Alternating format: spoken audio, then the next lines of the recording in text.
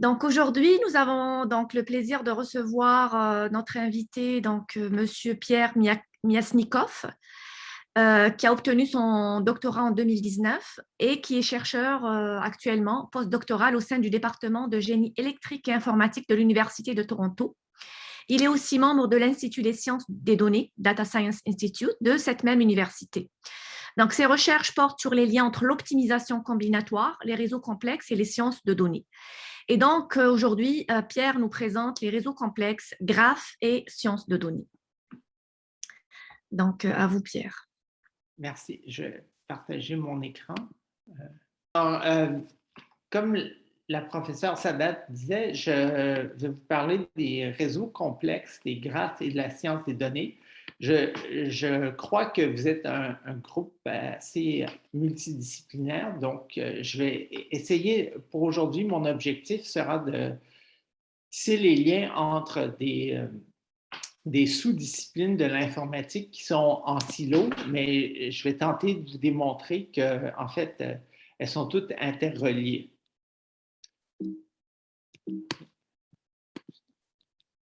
Alors, avant de commencer, un gros merci à la professeure Sadat pour son invitation, à vous, chers téléspectateurs, pour votre intérêt et votre temps, et aussi à mes nombreux co-auteurs et au soutien financier de Fujitsu. Le laboratoire dans lequel je travaille est financé par Fujitsu. Je vais vous expliquer le lien de Fujitsu plus tard au courant de la présentation. Donc, le but pour aujourd'hui, c'est de vous offrir un bref survol des réseaux complexes qui sont un cas particulier des graphes et illustrer des liens entre des disciplines qui sont en silo. Les graphes, les réseaux complexes, la science de données, l'optimisation combinatoire pour aujourd'hui et les méthodes numériques. Et je vais même toucher à des architectures informatiques. Je vais très, très rapidement parler d'informatique quantique, qui est plus ou moins ce qu'on fait dans le laboratoire de Fujitsu.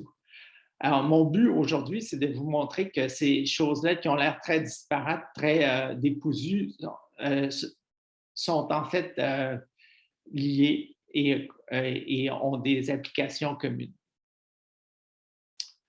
Mais surtout, je voudrais susciter votre intérêt, susciter la discussion et le débat et peut-être même établir des collaborations. S'il y a quelqu'un qui est intéressé par les réseaux complexes, la science des données, l'optimisation, moi, je suis toujours intéressé à collaborer avec des gens. J'ai des collaborateurs à l'étranger, mais personne à Montréal. Donc, c'est pas normal. Si quelqu'un est intéressé, moi, je suis toujours intéressé. Je suis toujours partant. Bon. Alors, commençons par un bref survol des réseaux complexes. Bon, ça, c'est le livre de Barabafi, qui est un livre phare dans le domaine. Il est disponible gratuitement en ligne si vous le cherchez. Et je l'ai mis là. Et il dresse un portrait de la discipline des réseaux complexes dans son livre. Alors, c'est quoi un réseau complexe? Donc, en quelques mots, c'est un graphe doté d'une structure non triviale. Bon, il y a plusieurs phénomènes naturels et sociaux qui sont caractérisés par des interactions, des relations, des connexions. Et ces phénomènes seraient incompréhensibles sans une vue d'ensemble. Pensez par exemple à un réseau informatique. Si on regarde de façon microscopique le CPU de mon ordinateur, c'est impossible d'avoir une vue d'ensemble sur l'Internet. Alors, c'est ce qu'on cherche à travers les graphes. Les graphes sont un outil mathématique qui nous permet de modéliser les interactions et d'étudier cette vue d'ensemble. Et dès leur tout début, les graphes sont utilisés comme modèle de système. Quand Euler a présenté son problème des ponts de Königsberg, c'était un réseau routier. Donc, on voit la dimension, on ne s'attarde pas à l'unité la plus petite, qui est ce qu'on fait souvent en science. On regarde, on prend un point de vue macroscopique. Bon, et vous connaissez sans doute le problème du commis voyageur, traveling salesman, ou celui de la coloration, qui sont les problèmes classiques en théorie des graphes. Mais aujourd'hui, je vais vous parler de problèmes un peu moins communs. Et bon, les réseaux complexes ont plusieurs applications, que ce soit en logistique, en neurologie, en biologie, en chimie, en sécurité publique, en marché boursier, en langage naturel, qui, je crois, est un sujet qui vous intéresse au DIC. Bon, alors ici, on voit la revue Nature à 2 reprises a mis les graphes en première page lorsqu'il parlait de génétique. Donc, les graphes, les réseaux complexes s'appliquent en biologie, ont des applications en biologie. Évidemment, la neurologie, le cerveau est souvent modélisé à l'aide de graphes. Et ici, j'ai mis ce livre-là. C'est un livre qui est écrit par un professeur de maths à la Polytechnique, un petit livre léger sur les enquêtes policières et les liens avec les graphes. Donc, on voit que les graphes, les réseaux ont des applications très vastes. Ici, un de nos articles, et inquiétez-vous pas, je vais vous expliquer ce que Cubo et Digital Annealing veulent dire, mais on a utilisé les graphes pour faire de l'optimisation de portefeuille. Et il y en a qui ont aussi fait, qui ont regardé le texte comme graphe, les textes comme graphe. Et ça, je soupçonne que c'est un sujet qui vous intéresse. Et évidemment, il y a les réseaux sociaux. Les réseaux sociaux sont un grand graphe complexe. Bon, un peu d'archéologie. Il y a très, très longtemps, dans les années 70, avant Facebook et Twitter, il y avait un type qui s'appelait Wayne Zachary. Je crois qu'il est en Californie, dans une des universités californiennes.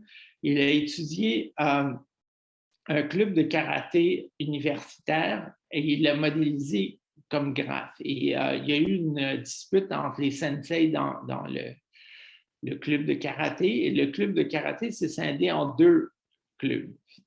Et en utilisant l'algorithme Ford-Fulkerson, il a pu prédire la composition des 2 clubs, les 2 sous-groupes qui ont vu le jour suite à cette dispute, presque exactement en modélisant les interactions des membres du club de karaté comme un graphe. En passant, si vous voulez m'interrompre à n'importe quel moment, s'il y a quelque chose qui n'est pas clair, s'il vous plaît, faites-le.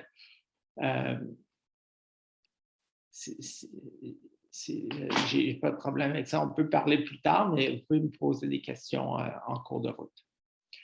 Donc, un type de réseau complexe particulier, c'est celui à structure communautaire. Donc, le graphe du club de karaté de Zachary est un exemple de communauté. On a 2 communautés sur le graphe. En informatique et en mathématiques, on parle surtout de graphes avec des agrégats. En anglais, clustered graph. Et l'exercice de classer les sommets du graphe en agrégat s'appelle graph clustering en anglais. Il y a aussi des physiciens et des sociologues qui s'intéressent à ce problème-là et eux parlent d'habitude de réseaux à structure communautaire, community structured graphs. Et l'exercice de classer les sommets dans des sous-groupes, dans des agrégats, eux appellent ça des communautés, community detection on graphs. Alors, si vous allez sur Google et vous mettez Community Detection Complex Network, vous allez trouver des milliers de publications. Il existe quelques nuances méthodologiques entre ces 2 ces deux terminologies, mais moi, je vais les utiliser de façon interchangeable pour aujourd'hui.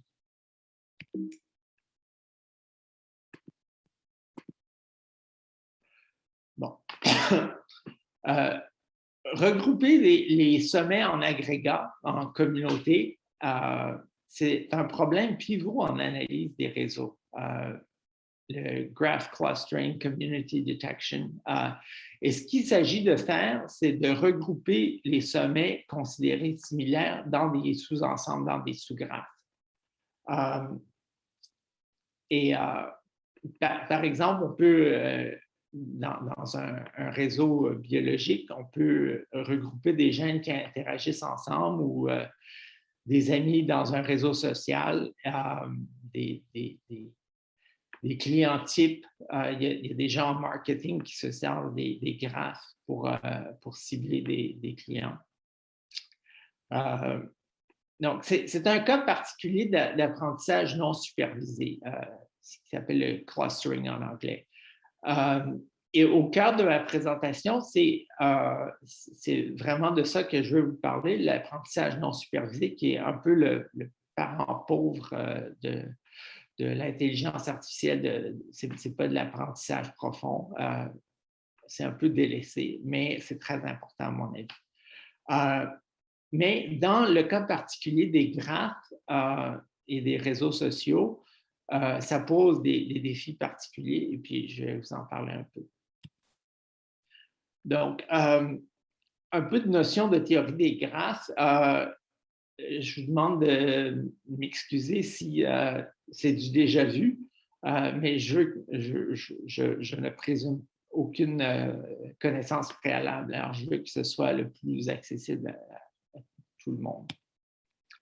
Donc, un graphe ou un réseau qu'on dénote souvent G, parenthèse VE. V, c'est l'ensemble des sommets et E, c'est l'ensemble des arêtes. Quand je mets les deux barres comme ça, c'est pour indiquer la cardinalité, le nombre d'éléments dans un ensemble. Donc, le nombre de sommets, V en anglais pour vertex, vertices, je vais le dénoter N parfois, par habitude. Dans un graphe complet, c'est un graphe où tout le monde est connecté à tout le monde.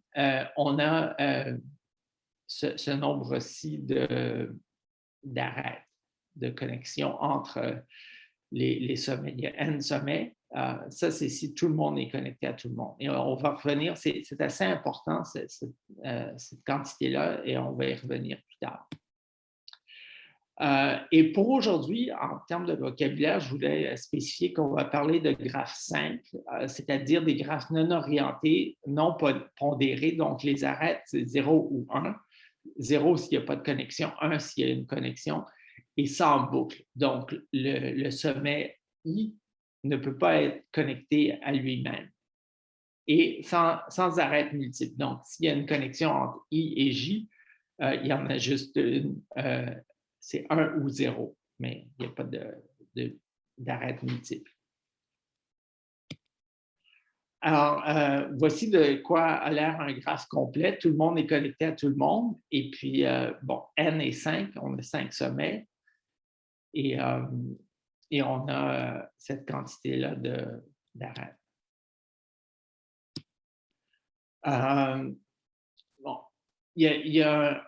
je vais continuer avec la terminologie. Il y a quelque chose qui s'appelle un sous-graphe induit que je vais utiliser GI pour les identifier, G1, G2. C'est le sous-graphe formé par un sous-ensemble de sommets et toutes les arêtes qui les relient. Et NI, c'est le nombre de sommets dans le sous-graphe I. Pour aujourd'hui, nos sous-graphes sont des ensembles mutuellement exclusifs. Donc, si on fait la somme de tous les NI, le nombre de sommets dans les sous-graphes, on arrive au nombre total de sommets. EII, le petit E minuscule, je vais l'utiliser pour dénoter les arêtes reliant deux sommets dans le sous-graphe I. EIJ, c'est l'ensemble des arêtes reliant un sommet dans le sous-graphe I et dans le sous-graphe J. Donc, EII, c'est les arêtes qui ont les deux bouts dans le sous-graphe I. EIJ, c'est les arêtes qui ont un bout dans I et un bout dans le sous-graphe J. Et je vais utiliser CI pour identifier les agrégats de sommet, les sous-graphes induits. Donc, ici, on a deux sous-graphes. On pourrait diviser ce graphe-là, ici, en deux sous-graphes induits, G1 et G2. G1, c'est ce triangle ici qui forme une clique. Une clique, c'est un sous-graphe induit complet, donc tout le monde est connecté à tout le monde en G1. Et G2 ici, c'est les sommets ici en bleu-gris. Bon, je vais vous parler très rapidement des graphes aléatoires. C'est une discipline, un champ d'études qui est à l'intersection de la théorie de la probabilité et celle des graphes.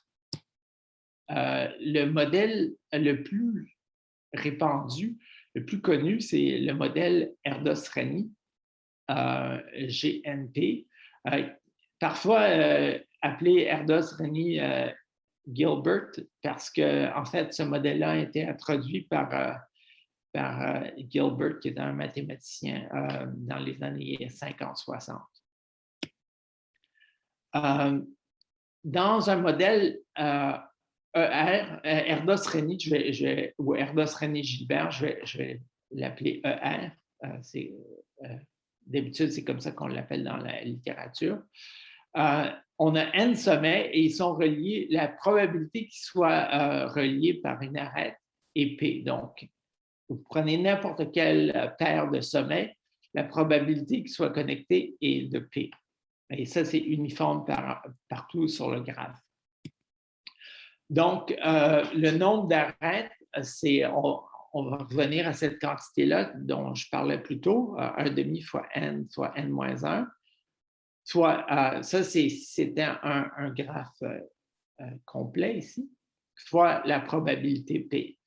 Évidemment arrondi parce que ça pourrait être un chiffre décimal ici. Mais comme vous savez, les arêtes, c'est un nombre entier. Bon, alors un graphe Erdos-Renyi, ER, avec 10 sommets et une probabilité de connexion d'un tiers, ça ressemble à ça. Et ça, c'est la même chose avec encore une fois 10 sommets avec une probabilité de connexion de 20%. Une autre notion de théorie des graphes sur laquelle je voudrais insister parce que c'est très important pour ce qui va venir, c'est la notion de densité. La notion de densité, c'est la densité globale d'un graphe, c'est le nombre d'arêtes sur cette quantité-là. Le nombre d'arêtes possibles si tout le monde était connecté à tout le monde. Donc, cette quantité-là dans un graphe non pondéré est entre 0 et 1. 0 indiquant aucune connexion entre les sommets, 1 indiquant un graphe complet. Et évidemment, on peut faire la même chose avec un sous-graphe ou un agrégat cluster ou sous-graphe. Je vais utiliser les deux termes de façon interchangeable. Donc, on peut prendre toutes les arêtes qui ont les deux bouts dans l'agrégat I et diviser par cette quantité-là, qui est la quantité d'arêtes qu'il y aurait si c'était une clique. Et encore une fois, c'est entre 0 et 1. 0 indiquant aucune connexion à l'intérieur de cet agrégat. 1 indiquant que c'est une clique. Et on peut aussi regarder la densité interagrégat. Donc, on prend les arêtes qui ont un bout dans l'agrégat I, un bout dans l'agrégat J, et on divise par le nombre total de connexions possibles entre ces deux agrégats. Et je vais vous illustrer ce que je veux dire dans quelques instants. Et comme je l'ai mentionné plus tôt, dans le cas du graphe complet, ici, la densité globale est de 1. Bon, et on peut aussi interpréter ça de façon probabiliste. Donc, ce kappa, la densité globale, on peut l'interpréter comme étant la probabilité non conditionnelle que si on prend deux sommets aléatoires, I et J, quelle est la probabilité qu'ils soient connectés? Et c'est ça. On peut aussi regarder la probabilité moyenne, la densité intra-agrégat moyenne, qu'on peut interpréter comme étant la probabilité conditionnelle que si je vous dis que I et J sont dans le même agrégat, quelle est la probabilité qu'ils soient connectés par une arête? Et on peut faire la même chose avec prendre la moyenne. Et ici, C représente le nombre d'agrégats. C pour clusters. Et on peut faire la même chose pour toutes les paires d'agrégats. Et cette moyenne ici, c'est la probabilité conditionnelle d'une arête si je vous dis que I et J sont dans des agrégats différents. Et dans un graphe bien divisé, on veut que les inégalités suivantes tiennent. Donc, la probabilité que deux sommets dans des agrégats différents soient connectés, on veut que ce soit plus faible que la probabilité inconditionnelle, c'est là que deux sommets soient connectés, ne sachant pas leurs agrégats assignés. Et on veut que les agrégats forment des ensembles denses, donc que la probabilité qu'il y ait des connexions à l'intérieur de chaque agrégat soit très élevée. Vous remarquerez ici que c'est une moyenne et on va revenir plus tard. Les moyennes posent souvent des problèmes parce que c'est une statistique qui est sensible aux extrêmes. Bon, alors, voici ce que j'expliquais plus tôt. Donc, on a pris ce graphe-là, on l'a passé dans un algorithme. L'algorithme nous a dit que ces sommets-là, bleu pâle, gris ici, forment l'agrégat 1 et que ces sommets ici en noir forment l'agrégat 2. On a une densité globale pour le graphe de 43%. Dans cet agrégat-là, C1, on a une densité de 0,83. Et dans celle-là, c'est 1. Donc, ici, on a cette inégalité qui tient. Donc, si je fais la moyenne de 1 et 0,83, c'est à peu près 0,90-91. Donc, la densité moyenne intra-agrégat est plus élevée que la densité globale et évidemment plus élevée que la densité inter-agrégat. Et quand on fait l'agrégation, le regroupement en agrégats, ce qu'on fait, c'est que ce graphe-là existe en soi. Ce qu'on fait, c'est qu'on met des étiquettes. On dit ces nœuds-là, ici, appartiennent à l'ensemble 1 et ceux-ci à l'ensemble 2.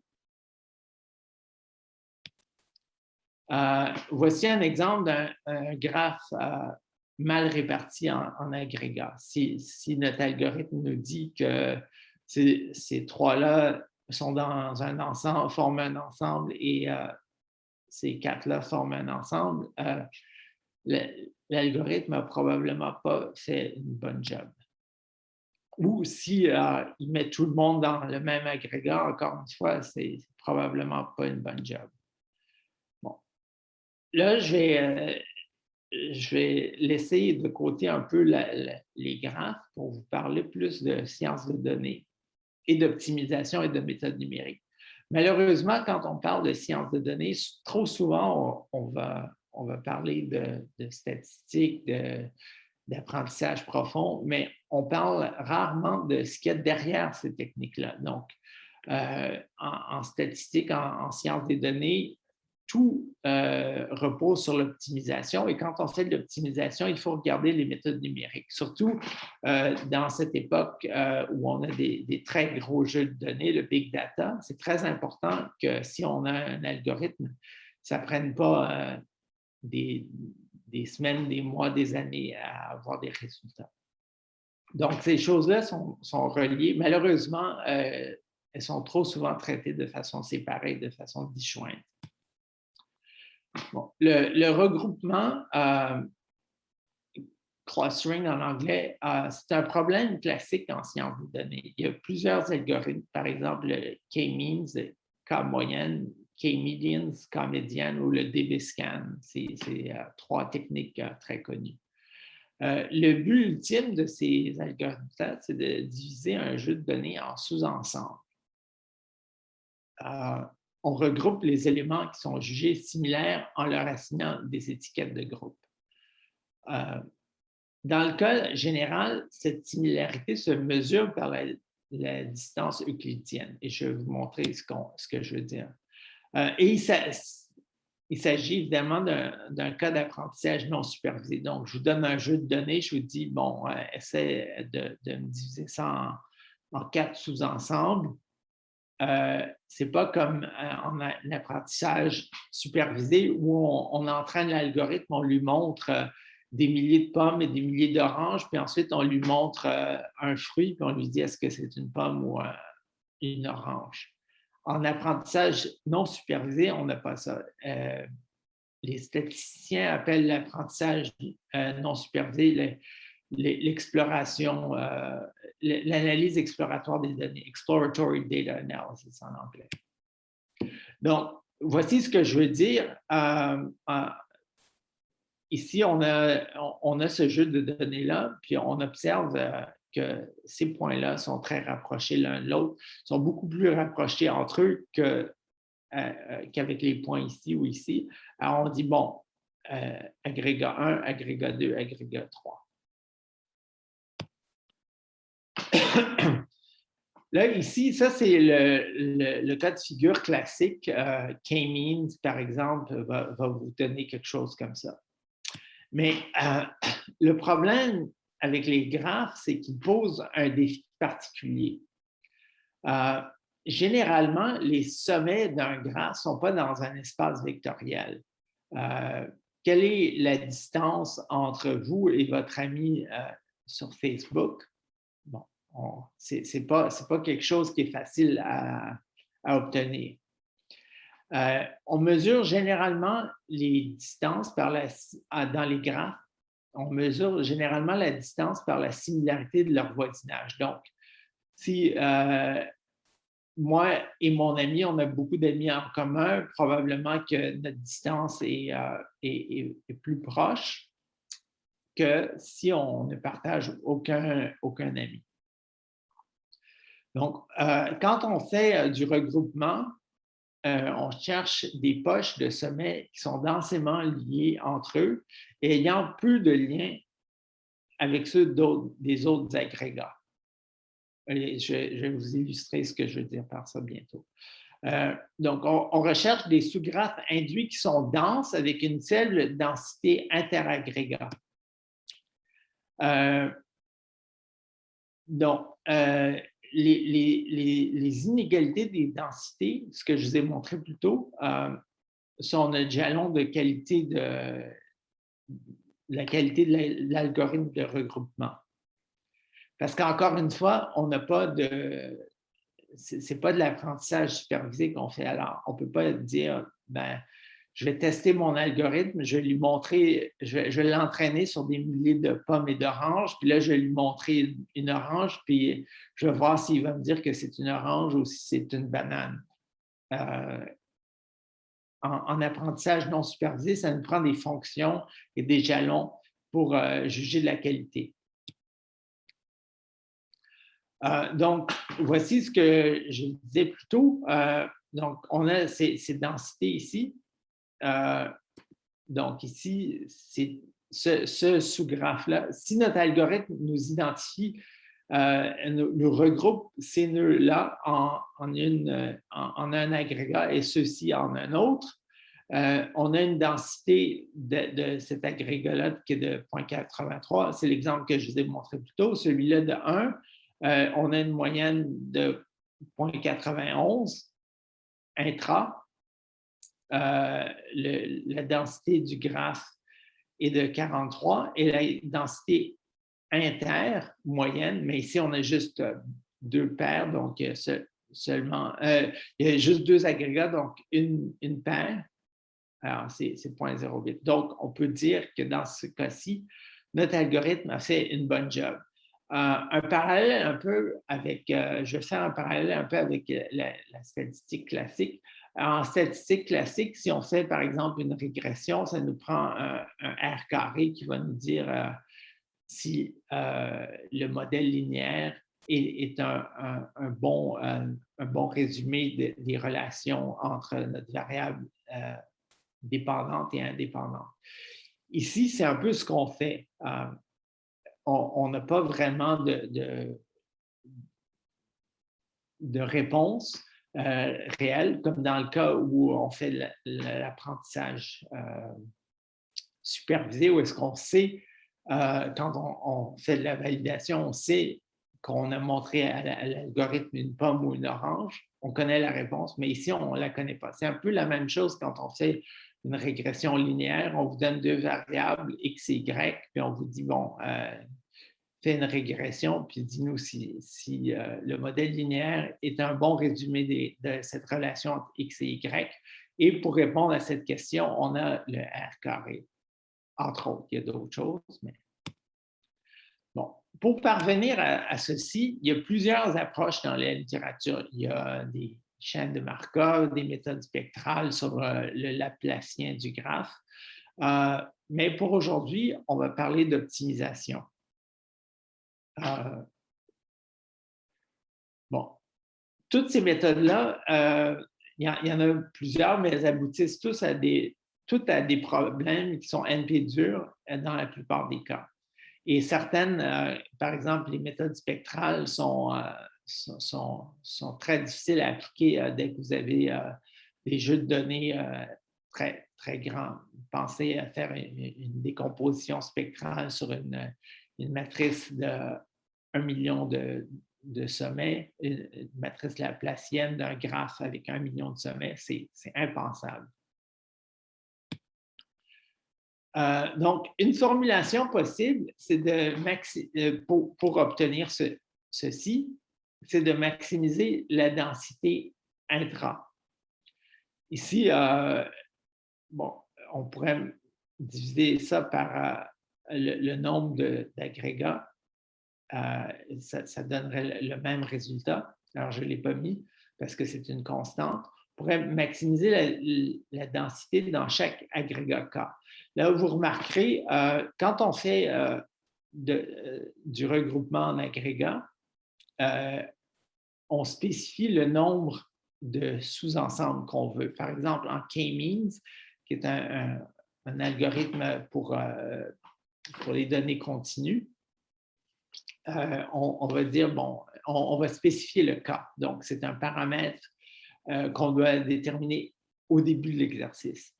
Alors ici, on peut dire K, dans ce cas-ci, c'était 2, mais on aurait pu dire 3 ou 4 ou 1.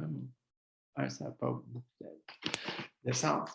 Alors ici, encore une fois, petit E minuscule KK, c'est le nombre d'arêtes qui ont les deux bouts dans l'agrégat K. NK, c'est le nombre de sommets en K. Et XIK, c'est une variable binaire qui prend 1 si le sommet I est assigné à l'agrégat K. Et la même chose avec XJK. Et WIJ ici, c'est l'arête entre, qui peut être 1 ou 0, dans notre cas ici, le poids de l'arête qui relie I et J. Alors, ça se peut qu'il ne soit pas relié, dans quel cas, ce sera 0 aussi. Alors, on pourrait essayer de maximiser ça. Mais le problème, c'est que si on regarde cette fonction-là, déjà, c'est fractionnel, c'est aussi récursif parce qu'on a cette quantité-là qu'on doit déterminer au numérateur et au dénominateur, le nombre d'arêtes qu'on va mettre dans l'agrégat K. Alors, c'est une fonction qui est assez difficile à travailler. Bon, c'est un problème, pour ceux qui connaissent le jargon, qui s'appelle l'optimisation binaire fractionnelle. C'est très difficile à résoudre. Mais fort heureusement, il existe des formulations approximatives qui donnent de bons résultats. Donc, il y en a un dans la littérature qui a été présenté par ces deux auteurs-là dans une série d'articles en 2010-2012. Alors, ce qu'ils font, eux, c'est qu'ils ont une distance entre I et J et ils minimisent la distance qui sépare I et J. Et évidemment, comme je disais, les agrégats sont mutuellement exclusifs. Donc, un sommet doit appartenir à exactement un seul agrégat. Ici, XIK, c'est encore une fois, c'est la variable binaire qui prend la valeur de 1 si XI est assigné à l'agrégat K et 0 autrement. Et la distance est une quantité positive. Et on peut aussi ajouter je ne sais pas comment on dit en français, un régulateur, regularizer, si on voulait imposer des tailles maximales à chaque agrégat. Bon, il s'agit par contre d'un problème NP dur. Ces auteurs-là, quand ils ont fait ça avec un assez petit graphe. Donc, c'est un problème qui est NP dur. On ne peut pas utiliser les solveurs habituels comme Gurobi ou Cplex. Je ne sais pas si ça vous dit quelque chose. Si ça ne vous dit pas quelque chose, il n'y a pas de problème. On ne peut pas utiliser les solveurs habituels parce que très rapidement, ils vont être dépassés par la difficulté du problème. Et aussi, les auteurs ici présument qu'il y a une matrice de distance ou de similarité qui est disponible et qui nous donne la distance entre chaque sommet, ce qui n'est pas toujours le cas dans le cas des graphes. Bon, pour surmonter la dimension NP dure, il y a des auteurs qui, en optimisation combinatoire, qui ont introduit ce modèle qu'on appelle QUBO, Quadratic Unconstrained Binary Optimization. Donc, c'est un modèle quadratique sans contrainte.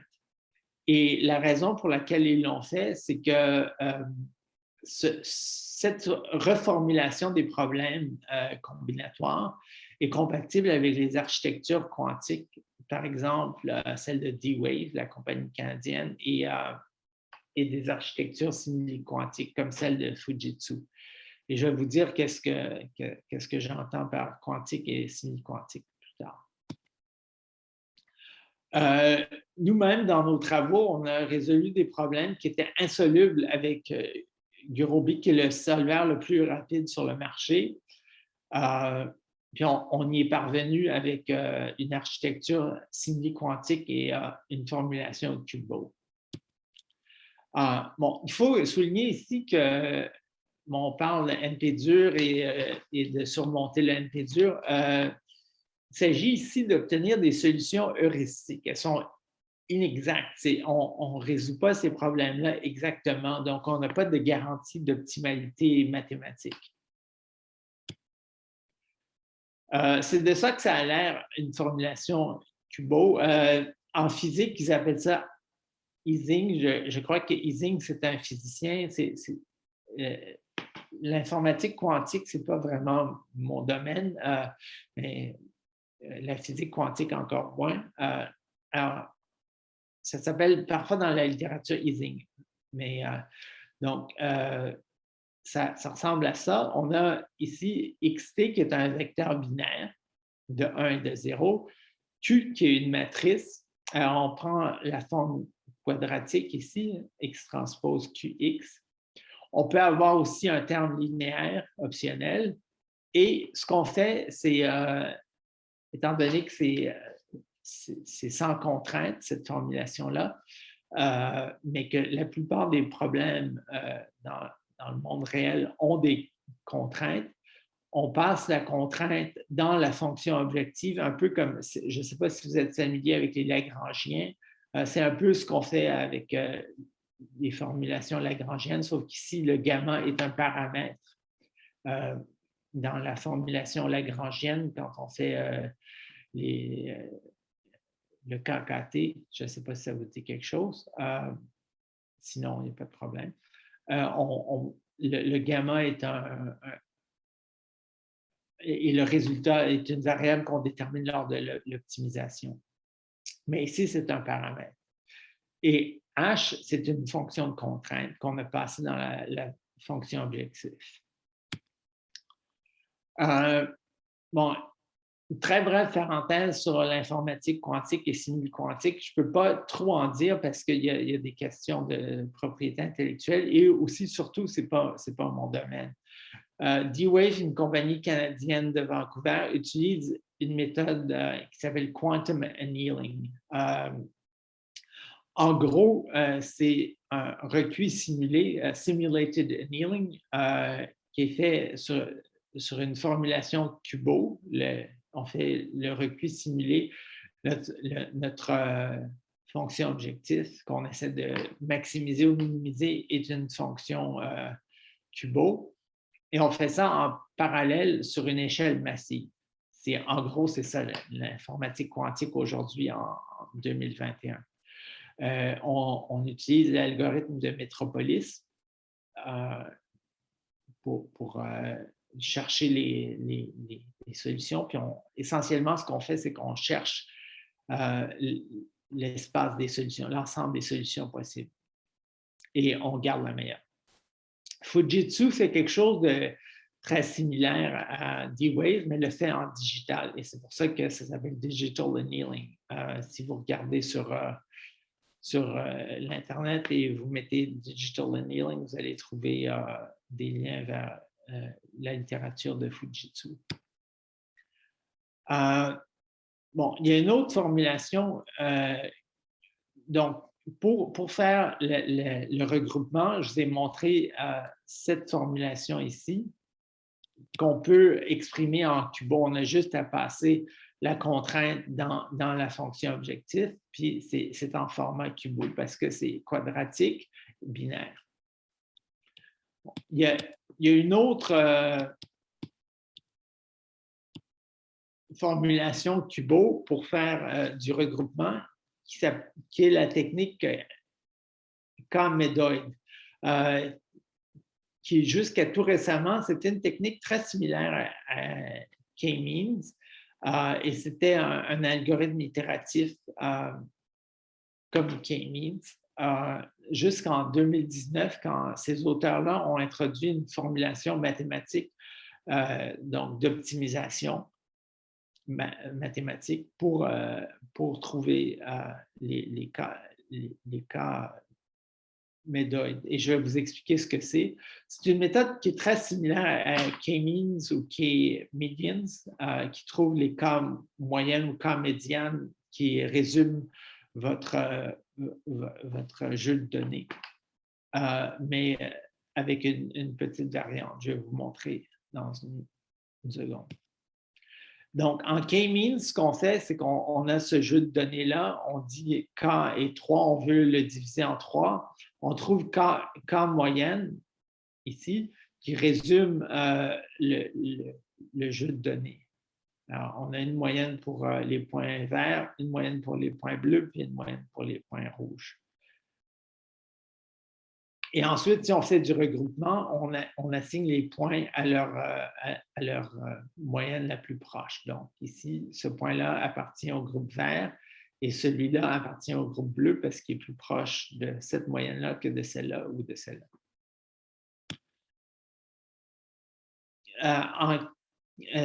On peut faire la K-médiane, c'est la même chose, sauf qu'au lieu de prendre des moyennes, on prend des médianes. En K-médoid, ce qu'on fait, c'est que pour résumer le jeu de données, on choisit un point. Alors, une moyenne, c'est un point synthétique. Ce point-là n'existe pas dans le jeu de données. On l'a calculé. On a calculé une moyenne qu'on a placée là et une autre qu'on a placée ici. Ce n'est pas un point dans une observation dans notre jeu de données. Dans K-médoid, on prend un point, comme ici, on a pris ce point bleu-là, je ne sais pas si vous le voyez, ou ce point rouge-là. Un autre exemple ici, si on prend la moyenne, on va la placer ici. Par contre, si on prend le médoïde, on va prendre ce point-là ici parce qu'on veut que ce soit un point dans notre jeu de données. Mathématiquement, la formulation a l'air de ça. Donc, on a un vecteur Z et ZI indique le ZI prend la valeur de 1 si on choisit le point I comme point qui résume le jeu de données. Alors, on veut que ces points-là soient centraux au jeu de données, donc on minimise la distance entre ces points-là et tous les autres points.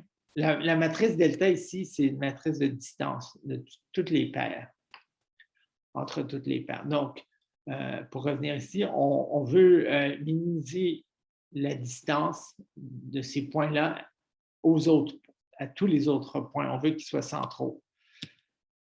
Mais on veut aussi qu'ils soient dispersés parce que si on enlève ici, on a un terme négatif et on minimise, donc on maximise la dispersion. Parce que si on ne faisait pas ça, l'algorithme viendrait nous mettre tous nos médoïdes ici en quelque part au milieu. Mais on veut qu'ils soient centraux et dispersés en même temps, ce qui est un peu paradoxal, mais c'est un compromis entre centralité et dispersion. Et évidemment, on peut mettre la contrainte de faisabilité qui est quadratique. Et ici, dans ce cas-ci, cette contrainte-là, ce qu'elle fait, c'est qu'on veut exactement K point qui résume notre jeu de données. Bon, il y a une autre façon de surmonter la dimension NP dure. Je vous ai parlé de Kubo et du annealing, qui est le recuit simulé, mais on peut aussi utiliser les machines de Boltzmann. Et c'est essentiellement un réseau de neurones récurrents. Ça a été utilisé beaucoup dans le domaine pour les problèmes d'optimisation combinatoire. Et encore une fois, on utilise le recuit simulé, mais la formulation est différente. Ce n'est plus une formulation Kubo. Entre autres, on enlève les contraintes. Les contraintes sont incluses dans l'architecture. Puis on utilise encore une fois une architecture massivement parallèle pour trouver des solutions, pour explorer. Et encore une fois, il s'agit de solutions approximatives. Donc, ce qu'on fait, c'est qu'on explore l'espace de faisabilité. On l'a utilisé pour résoudre nos deux formulations, la formulation quadratique et celle de K-médoïde. Et on a obtenu des très bons résultats. des résultats qui étaient dans des cas où Gurobi ne parvenait pas à résoudre le problème. Ça gelait complètement. Bon, cette discussion-là ne serait pas complète sur le regroupement des graphes sans vous parler de modularité et de l'algorithme de Louvain. De loin, la technique la plus utilisée pour le regroupement sur les graphes, c'est l'algorithme de Louvain, de Blondel et ses co-auteurs autour de 2008. Et il maximise une fonction comme ce que nous, on faisait, si vous vous rappelez, on minimise une distance. Ce qu'eux font, c'est qu'ils maximisent une fonction qui s'appelle modularité de Newman et Girvan et pour obtenir leur regroupement. Mais cette fonction souffre de plusieurs dégénérescences. Il n'y a pas juste nous qui l'avons identifiée, il y a plusieurs auteurs qui l'ont fait, mais nous, on le fait entre autres. Mes travaux de doctorat portaient là-dessus, les problèmes de la modularité. Une autre chose, c'est que on a parlé de distance en K-médoïde, il y avait la matrice delta. Dans la formulation quadratique, on minimisait une distance. Donc, toutes les formulations dont je vous ai parlé aujourd'hui requièrent une mesure de distance entre toutes les paires de sommets. Mais comme on en a parlé plus tôt, ces distances-là en graphe sont généralement pas disponibles. Ce n'est pas des points en x, y ou x, y, z où on peut avoir une distance euclidienne. Donc, la distance, lorsqu'on parle, en général, quand on parle de graphe, souvent, il y a des gens qui parlent de plus courte distance, mais cette distance-là convient mal au problème de regroupement en agrégat. Puis je vais vous montrer pourquoi. Parce que ici, la distance plus court chemin entre V3 et V4 est de 1, et entre V3 et V1 est aussi de 1. Par contre, si je vous donne ce graphe-là, puis je vous dis de le mettre en deux agrégats, de diviser en deux, vous voudriez probablement mettre V1 et V3 ensemble et V4 dans un autre ensemble, même si la distance du plus court chemin est la même, de 1. Et pourquoi? Parce que V3 et V4 n'ont aucun voisin en commun.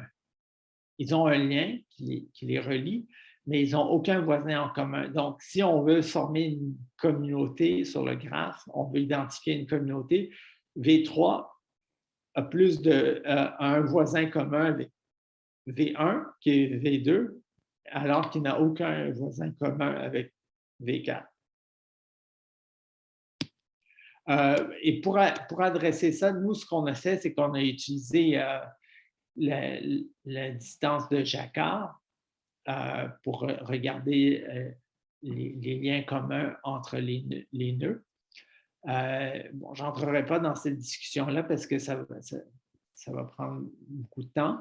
Mais en gros, ce qu'on fait, c'est qu'on a choisi une distance, celle de Jacquard, qui reflète bien lorsqu'elle est minimisée, elle reflète bien la densité. Bon, quelques mots sur le regroupement en général. Il se peut très bien que les agrégats n'offrent pas une vue sommaire du jeu de données. Si je vous donne un jeu de données qui est complètement aléatoire, essayez de le résumer en mettant des observations dans des sous-ensembles, c'est peut-être un non-sens. C'est possible que cet exercice-là soit une perte de temps ou mène à des conclusions fallacieuses. Par exemple, dans un graphe ER, un graphe aléatoire, on peut trouver un grand nombre de triangles. Donc, ce qui est possible, et tout à l'heure, je vous parlais du danger de maximiser une moyenne, c'est que si on prend un graphe qui n'a pas vraiment une structure communautaire et on le passe dans un algorithme. L'algorithme peut trouver des... puis on lui dit, regroupe-nous ça en 10 agrégats. L'algorithme peut nous en trouver 9 qui sont des triangles, donc très haute densité 1. Et mettre tout le reste dans un ensemble qui a une très faible densité. Et ça arrive souvent avec les algorithmes d'optimisation. Mais étant donné qu'on maximise la moyenne, en moyenne, on va avoir un bon résultat parce qu'on va avoir 9 fois 1, puis 1 qui va être très bas. Donc, en moyenne, on va avoir une très haute moyenne. Dans mon exemple hypothétique de 10 sous-groupes. Et en maximisant une moyenne, on peut exacerber ce problème-là. Donc, il faut des tests pour savoir si cet exercice risque de porter fruit. Si le jeu de données, que ce soit un graphe ou pas, rencontre des conditions préalables pour être regroupé en grappes, en agrégat. On a publié un test, mais c'est un parmi d'autres, pour les graphes en particulier, et ça se base sur les densités. On exploite beaucoup les densités. Donc, quelques problèmes ouverts dans ce domaine-là. Trouver K. Et ça, ce n'est pas juste un problème en graphe, en données en général, quand on fait du regroupement. Si on fait K-means, par exemple, il faut spécifier le K, c'est un paramètre externe. Et d'habitude, on se remet au jugement des gens qui connaissent le domaine, qui vont dire, bon, mais ça, ce jeu de données-là, je vais le diviser en 4 ou en 40 ou en 400. Des études de cas pratiques qui peuvent nous aider justement à trouver le cas, donc que ce soit en linguistique computationnelle, en biologie. Déterminer les paramètres comme K et aussi dans les paramètres de centralité versus dispersion. Une étude des distances, on a utilisé Jacquard, ça marche, mais on peut pousser l'analyse et l'étude des distances.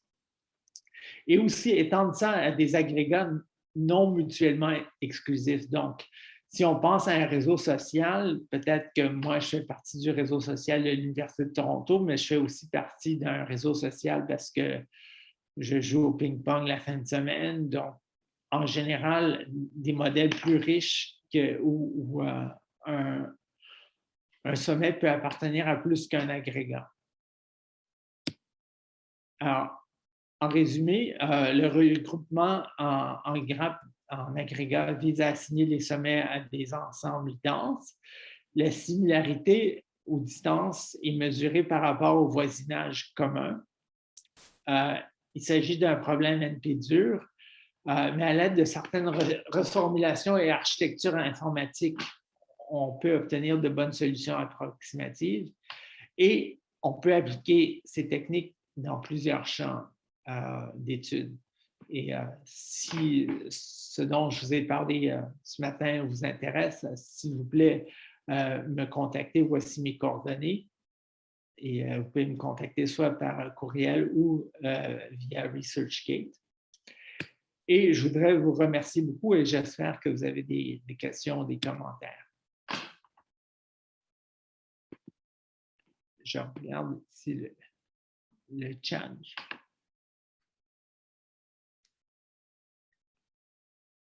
Merci Pierre pour la présentation. On passe à la période des questions-réponses. Donc, est-ce qu'il y a des questions? Donc, je vois dans la fenêtre du chat une petite question de Mao Albarassa. Je pense qu'elle fait référence à l'acétate 33 ou 34. En quoi les souris ne sont pas vectorielles? Merci de me le dire parce que je ne les vois pas. C'est 34. Okay, je pense si Mao peut s'exprimer, sinon.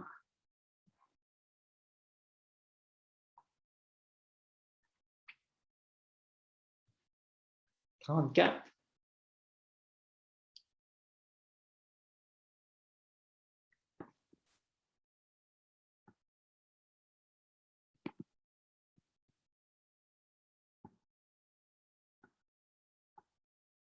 Non, il y a de la construction.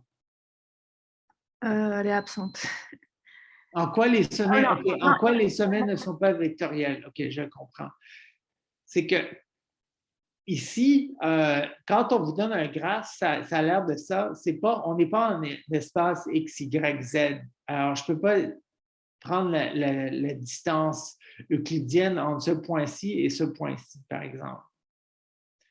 Ou pensez un peu à un réseau social. Quelle est la distance euclidienne entre vous et votre voisin? Peut-être que vous avez des amis en commun, peut-être que vous jouez dans une équipe sportive ensemble, peut-être que vous faites partie d'un club de lecture. On peut regarder la distance qui vous sépare en regardant ce que vous avez en commun, ce que vous partagez en commun, mais ce n'est pas une quantité euclidienne. Ce n'est pas comme prendre un vecteur 1, 1 et 1, 2 et prendre la distance euclidienne qui est la différence entre les vecteurs, les coordonnées au carré, puis prendre la racine carrée. On ne peut pas faire ça. Est-ce que ça répond à votre question?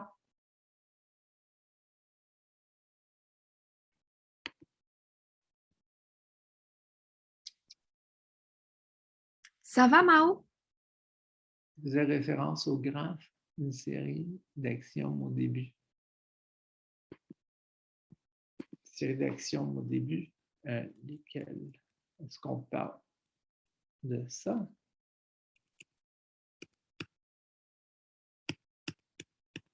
Au début, j'ai parlé de terminologie. Est-ce que c'est ici?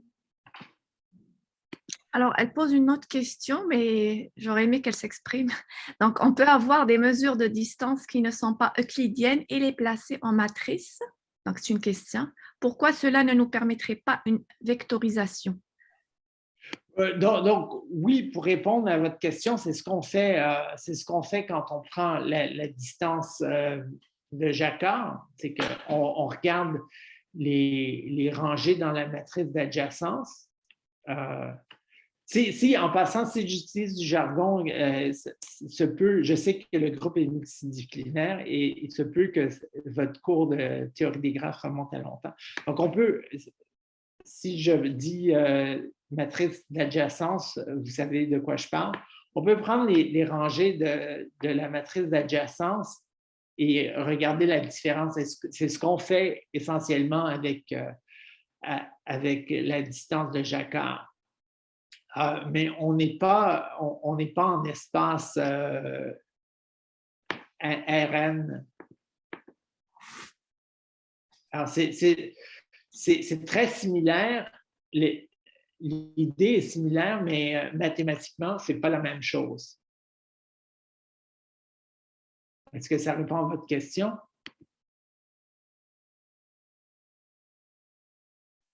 Est-ce qu'il y a une autre question? Elle a dit oui, merci. Donc, Okay. Une autre question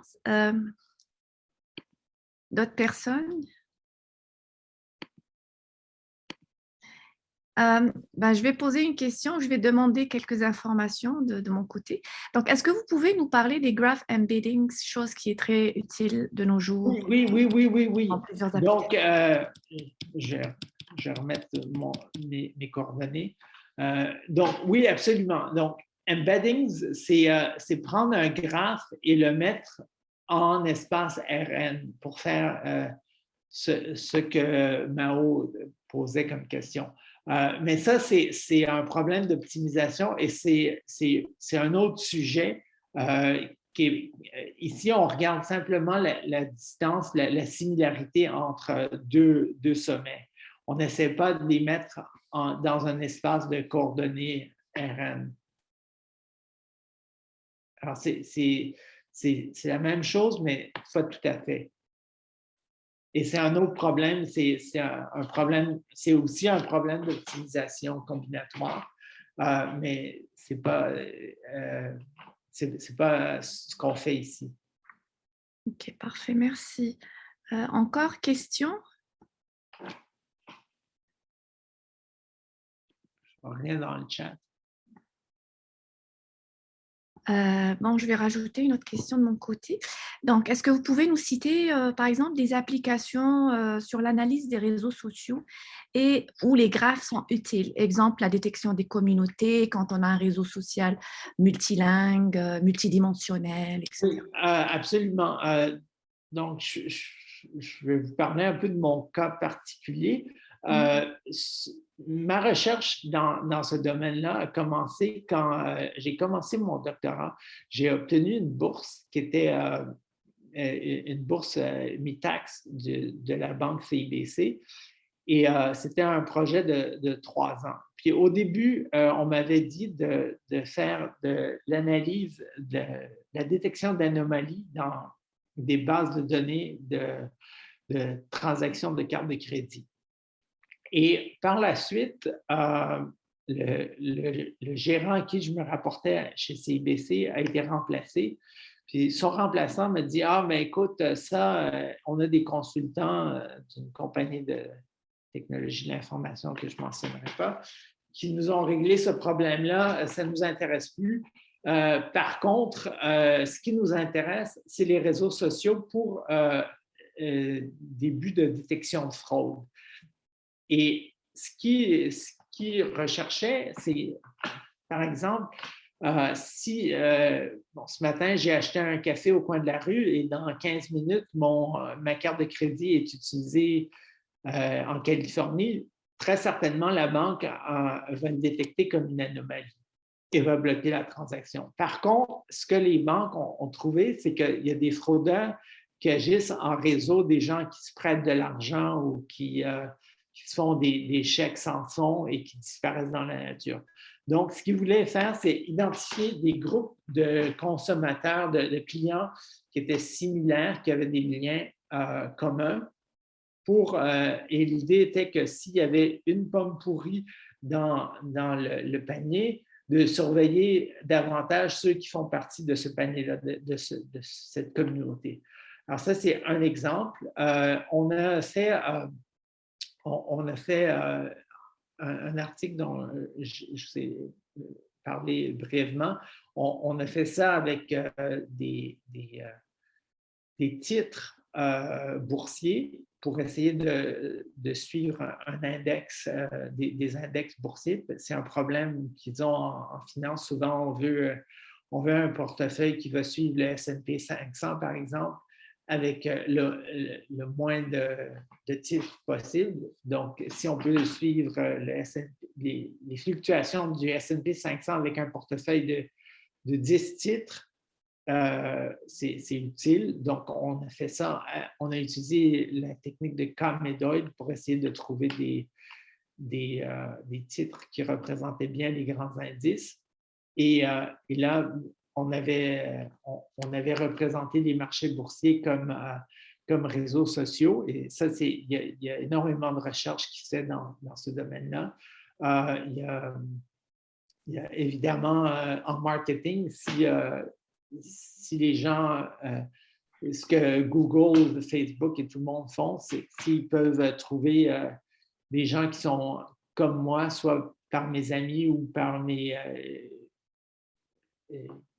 groupes auxquels j'appartiens, que ce soit un club de hockey, un club d'échecs ou quoi que ce soit, et essayer de voir des gens qui appartiennent à ma communauté pour essayer de leur vendre la même chose que moi j'ai acheté. Il y a aussi des applications dans notre laboratoire à Fujitsu. Il y a des gens qui travaillent en neurologie et en cancer. Il y a des applications là aussi. Donc, oui, n'importe où on veut une vue d'ensemble. Donc, au 19e siècle, la science visait les plus petites unités possibles. On étudiait les atomes, les électrons. On est même allé étudier les neutrinos, mais quand on veut une étude, on veut étudier un système, ce genre d'approche très microscopique n'est pas très utile. Par exemple, quand on regarde ce que les gens en réseau complexe vont souvent vous montrer quand vous allez dans une conférence de réseau complexes. Ils vont vous montrer un groupe d'oiseaux qui migrent. Ben, si vous étudiez le pouls en dessous de l'aile de l'oiseau, du canard qui s'en va en Floride ou au Brésil, vous n'allez pas trouver quoi que ce soit, mais si vous observez la vie d'ensemble, vous allez voir une dynamique de groupe. Alors, c'est là que les gens qui étudient les systèmes complexes commencent leur analyse. Parfait. Ben, merci beaucoup. Est-ce qu'il y a une autre question de la part des personnes présentes? S'il y a des questions qui surviennent plus tard, n'hésitez surtout pas à me contacter. Envoyez-moi un courriel. Je suis tout le temps très content de partager. Et puis, si vous avez des questions ou si vous avez des idées, je crois que dans votre groupe, vous faites beaucoup de linguistique computationnelle, de NLP. Il y a de tout. Il y a de tout. C'est un groupe pluridisciplinaire qui regroupe des chercheurs, des étudiants en sciences cognitives, en informatique et plusieurs autres domaines des sciences humaines, etc. Donc, si vous avez des idées, moi, je suis tout le temps ouvert à des collaborations. Je crois que c'est là que les choses intéressantes se passent quand on a des gens de différentes institutions, de différents départements qui collaborent sur des problèmes. Alors, s'il vous plaît, contactez-moi. OK. Donc, on a M. Jobin qui… Oui, j'ai une question assez d'ordre général. Je voulais savoir, est-ce qu'il y a des applications en génie qui ont été faites avec ce genre de graphe-là?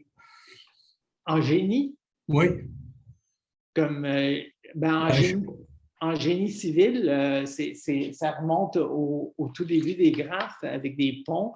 On peut se servir des graphes pour modéliser des réseaux, que ce soit le métro, des réseaux de logistique, des réseaux de transport, l'Internet, des réseaux informatiques. Alors, la réponse courte, c'est oui. Et généralement, c'est tout pour l'achalandage. Il y a beaucoup de gens qui s'intéressent à ce genre de choses-là, qui viennent des départements de génie industriel où ils font de la logistique, de la planification de réseau, des transports. OK. À Montréal, des études de circulation, entre autres, ça pourrait être fait avec ça. Oui, absolument. À Montréal, vous avez le Centre de recherche sur les transports à l'Université de Montréal. CIREL, Okay. Oui. Donc, il y a un grand regroupement stratégique, CIREL. Il y a aussi le GERAD. Oui. Oui, d'ailleurs, merci beaucoup. Au GERAD, il y a un professeur qui est en génie informatique, je crois, ou génie électrique à la Polytechnique, qui s'appelle Daniel Aloïse. Il a fait beaucoup de travaux là-dessus. C'est parfait. Merci beaucoup, Pierre. C'est moi qui vous remercie pour l'invitation. Ok, d'accord. Donc, s'il n'y a pas de questions, on vous souhaite une bonne continuation et des collaborations fructueuses. Merci. Et au plaisir de se revoir dans un séminaire ou autre chose. Merci beaucoup. Merci. Bonne journée à tout le monde. Au revoir. Bonne journée.